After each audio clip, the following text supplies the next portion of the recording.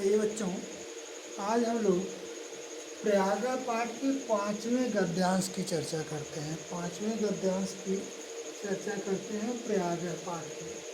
देखते हैं हम।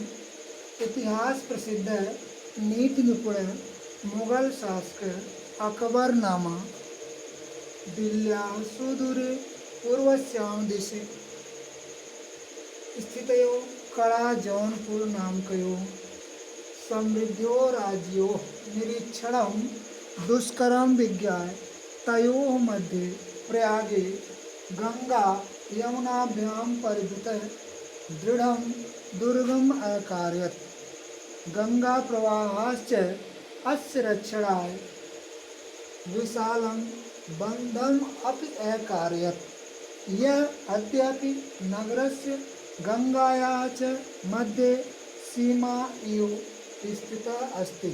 अयम् एव प्रयागस्य नाम स्वकीयस्य इलाही धर्मस्य अनुसारेण इलाहाबाद इति अकरोत्। इदं दुर्गम् अतीव विशालं सुदृढ़ं सुरक्षादृष्ट्या च अति महत्वपूर्णम् अस्ति। इतिहास प्रसिद्ध है, इतिहास में प्रसिद्ध मशहूर, नीति निपुण, नीति में निपुण, इतिहास प्रसिद्ध नीति में निपुण मुगल शासक अकबर।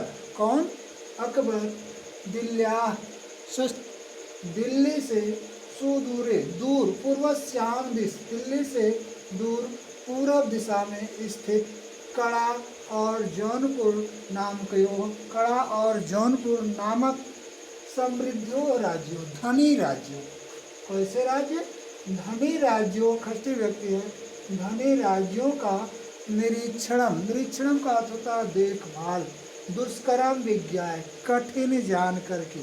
दिल्ली से एक कड़ा और जौनपुर जो पूर्वी दिशा में स्थित समृद्ध राज्य हैं, उनका निरीक्षण कठिन जान करके तयोः मध्य, तयोः का अर्थ होता है उन दोनों के। किन दोनों के? कि जो कड़ा और जौनपुर जो समृद्ध राज्य हैं, इन दोनों के मध्य, बीच में, तयोः मध्य, विसर्ग संधि होगी, तयोः धन मध्य, उन दोनों के बीच में प्रयागे, प्रयाग में गंगा यमुनाभ्याम परिवृतम, गंगा और यमुना से घिरा हुआ। कैसा? गंगा और यमुना से घिरा हुआ दृढ़म दुर्गम अकार्य, दृढ़म का अर्थ होता है मजबूत, दुर्गम अकार्य, दुर्गम मन होता है किला, अकार्यत माने बनवाया। किसने बनवाया? अकबर ने बनवाया।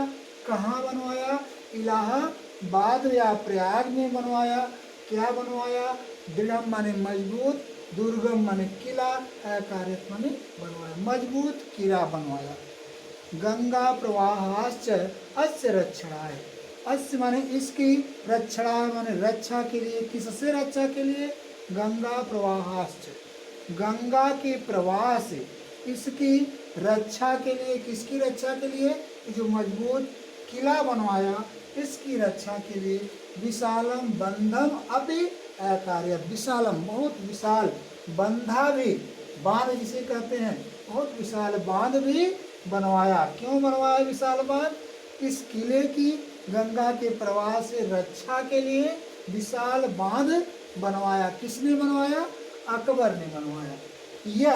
यह माने जो, कौन? वह विशाल बांध जो है वह अद्यापि, आज भी, वर्तमान में भी, नगरस्य गंगायाः च मध्ये, नगरस्य माने नगर के अर्थात शहर के और गंगा के मध्य माने बीच में, सीमा इव, सीमा की तरह, बॉर्डर इसे कहते हैं, सीमा की तरह, वह बंधा आज भी नगर और गंगा के बीच में सीमा की तरह स्थित अस्ति, मौजूद है, स्थित है।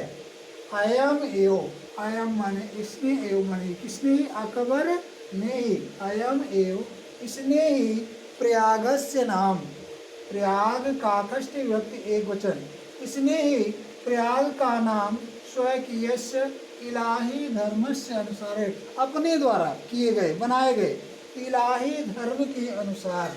किसके अनुसार?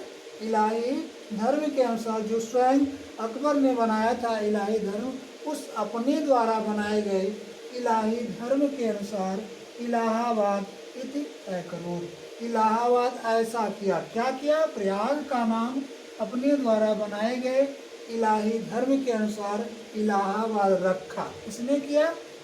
अकबर ने।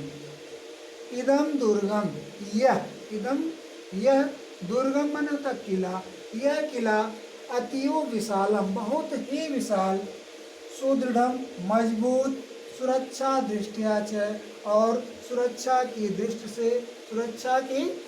से अति महत्वपूर्ण अस्ति, बहुत ही महत्वपूर्ण है। क्या बहुत महत्वपूर्ण है? यह किला जो बहुत ही विशाल है, मजबूत है और सुरक्षा की दृष्टि से बहुत ही महत्वपूर्ण है। गंगायाः च, यहाँ आपका गंगायाः च विसर्ग संधि होगी, गंगायाः च विसर्ग संधि होगी, गंगायाः च तयोः मध्ये, यहाँ भी विसर्ग संधि, तयोः धन मध्य विसर्ग संधि होगी आपकी। बंधम अपि अकारयत्, बंधम अपि अकारयत्, बंधम अपि अकारयत्, यहाँ आपका यह संधि होगा। यह अद्यपि, यहाँ विसर्ग भी संधि होगा, पूर्व रूप संधि होगा।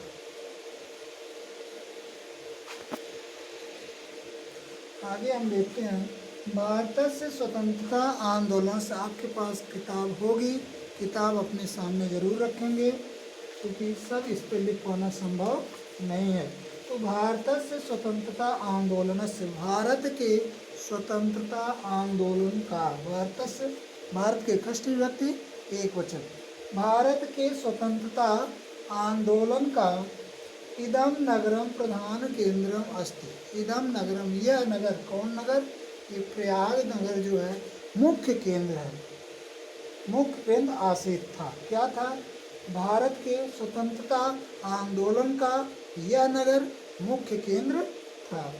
श्री मोतीलाल नेहरू, मदन मोहन मालवीय, आजाद उपनाम चंद्रशेखर, अन्ये च स्वतंत्रता संग्राम सैनिका अस्याम एव भाषायाम, अस्याम एव पावन भूमौ उषित्वा। कौन कौन? मोतीलाल नेहरू, मदन मोहन मालवीय, चंद्रशेखर आजाद, अन्य बहुत से स्वतंत्रता संग्राम सैनिक इसकी ही पवित्र भूमि पर, किसकी? प्रयाग की ही पवित्र भूमि पर उषित्वा, रह करके, कहाँ रह करके? प्रयाग की पवित्र भूमि पर रह करके आंदोलन से संचालनम अकुर्वन्, आंदोलनों का संचालन किए। कितने लोगों ने, कौन कौन लोगों ने किया? तमाम लोगों ने किया, जैसे चंद्रशेखर आजाद, पंडित जवाहरलाल नेहरू, मदन मोहन मालवीय आदि तक कई सैनिकों ने, कई स्वतंत्रता संग्राम सैनिकों ने इस प्रयाग की पवित्र भूमि पर रह करके आंदोलन का संचालन किए। राष्ट्रनायक पंडित जवाहरलालस्य इयं क्रीडास्थली कर्मभूमिश्च, राष्ट्रनायक पंडित जवाहरलाल नेहरू की यह कौन? प्रयाग क्रीड़ा स्थली है और कर्म भूमि है। इनकी है ये?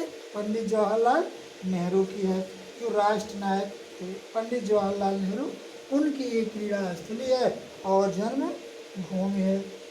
आगे देखते हैं, राष्ट्रभाषा हिंदी प्रचारे संलग्ना, राष्ट्रभाषा हिंदी के प्रचार में लगी हुई हिंदी साहित्य सम्मेलन, क्या? हिंदी साहित्य सम्मेलन अत्र स्थितम, यही स्थित है। जो राष्ट्रभाषा हिंदी के प्रचार में लगा हुआ हिंदी साहित्य सम्मेलन है, वो कहाँ स्थित है? जिस पाठ की चर्चा हो रही है अर्थात प्रयाग में ही ये स्थित है। अत्रैव, अत्र धन एव, अत्रैव वृद्धि संधि होगी यहाँ, अत्र धन एव, अत्र माने होता है यहाँ, एव माने होता है यहाँ, अर्थात यही, कहाँ? प्रयाग में ही, अत्रैव यही प्रयाग में ही अनेक सहस्रायी देश विदेश विद्यार्थी भी परिवृतम, कई हजार देश के और विदेशी विद्यार्थियों से परिवृतम माने घिरा हुआ, कई हजार देश और विदेश के विद्यार्थियों से घिरा हुआ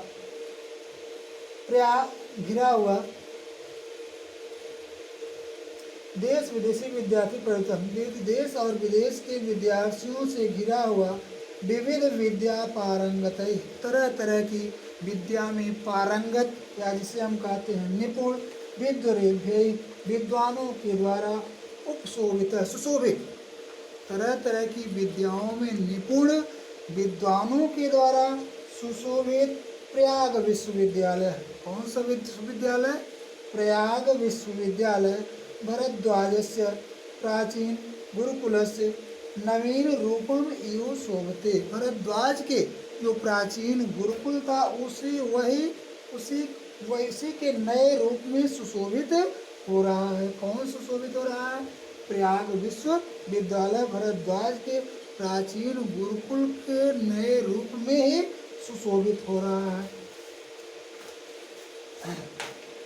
स्वतंत्र अस्मिन् भारते, अस्मिन् स्वतंत्रे भारते, इस स्वतंत्र भारत में प्रत्येकं नागरिकाणां न्याय प्राप्ति अधिकार घोषणाम एवं कुर्वन्, हर एक नागरिक के न्याय प्राप्ति के अधिकार की घोषणाम एवं कुर्वन्, मानो घोषणा ही करता हुआ, क्या?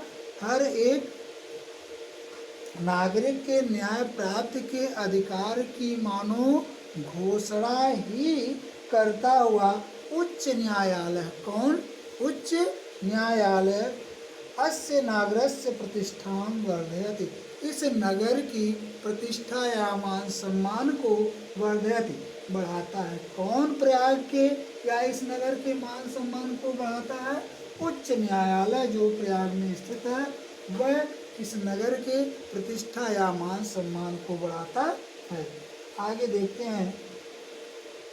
एवं का अर्थ होता है इस प्रकार गंगा यमुना सरस्वती नाम पवित्र संगमे स्थितस्य, इस प्रकार गंगा और यमुना के पवित्र संगम पर स्थित, किसके संगम पर स्थित? गंगा यमुना और सरस्वती नाम, गंगा यमुना सरस्वती नाम पवित्र संगम में स्थित, या गंगा यमुना और सरस्वती के पवित्र संगम पर स्थित भारतीय संस्कृति केंद्रस्य च, और भारतीय संस्कृति का केंद्र महिमानं वर्णयन् महाकवि कालिदास सत्यम एव अकथयत्, संस्कृत के केंद्र की महिमा का वर्णन करते हुए, इसका वर्णन करते हुए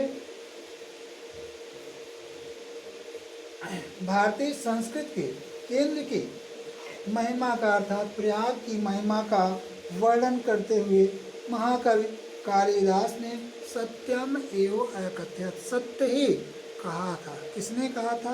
कालिदास ने कहा था। क्या कहा था? सत्य ही।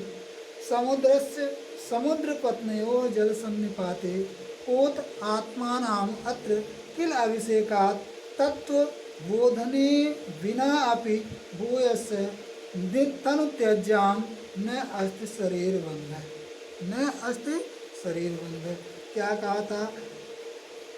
यहाँ कहाँ? यहाँ किस इस प्रकार गंगा यमुना और सरस्वती के पवित्र संगम पर, किन किन नदियों के संगम पर? गंगा यमुना और सरस्वती, ये तीन नदियों का संगम है। सरस्वती किसे वहाँ कहते हैं? जो ज्ञान की गंगा वहाँ बहती है उसे सरस्वती नदी का वर्णन उसी के रूप में किया गया है। इस प्रकार गंगा यमुना और सरस्वती के पवित्र संगम पर स्थित भारतीय संस्कृति के जो एक केंद्र है प्रयाग, इसकी महिमा का वर्णन करते हुए किसने कहा? कालिदास ने कहा। क्या कहा? समुद्र पत्नियों जल सन्निपाते, यहाँ समुद्र की जो पत्नियों, दो पत्नियाँ, कौन कौन? गंगा और यमुना, इनके जल सन्निपात है, जहाँ इनके जल का संगम होता है, अर्थात जहाँ दोनों का जल मिलता है, उस संगम पर किल अभिषेकात्, मात्र स्नान करने से। कहाँ? गंगा और यमुना के पवित्र संगम पर मात्र स्नान करने से, नहा लेने से होता क्या है? किल अभिषेकात्, मात्र स्नान करने से तत्व अवबोधने बिना अपि, तत्व अवबोधने बिना अपि, तत्व के ज्ञान के बिना, बिना किसी चीज़ की, अन्य किसी तत्व की जानकारी होने पर भी, किसी भी अन्य चीज़ की जानकारी न हो, फिर भी मोक्ष को प्राप्त कर लेते हैं। कौन? जो भी यहाँ स्नान करते हैं, वो कोई भी तत्व उनको जानकारी न हो, फिर भी वो मोक्ष को मात्र स्नान करने से लोग क्या करते हैं? प्राप्त कर लेते हैं। अर्थात जीवन और मरण के बंधन से उनको छुटकारा मिल जाता है। कहाँ छुटकारा मिल जाता है? केवल प्रयाग में गंगा और यमुना तथा सरस्वती के संगम पर मात्र स्नान कर लेने से कोई भी तत्व, कोई भी धार्मिक चीज़ उनको ज्ञात न हो, पता न हो, मात्र वहाँ स्नान लोग कर लें, उससे ही उनको शरीर के बंधन से मुक्ति मिल जाती है। अर्थात लोगों को वहाँ मोक्ष की प्राप्ति हो जाती है मात्र स्नान कर लेने से। इस प्रकार आपका ये प्रयाग पाठ अब यहीं समाप्त होता है।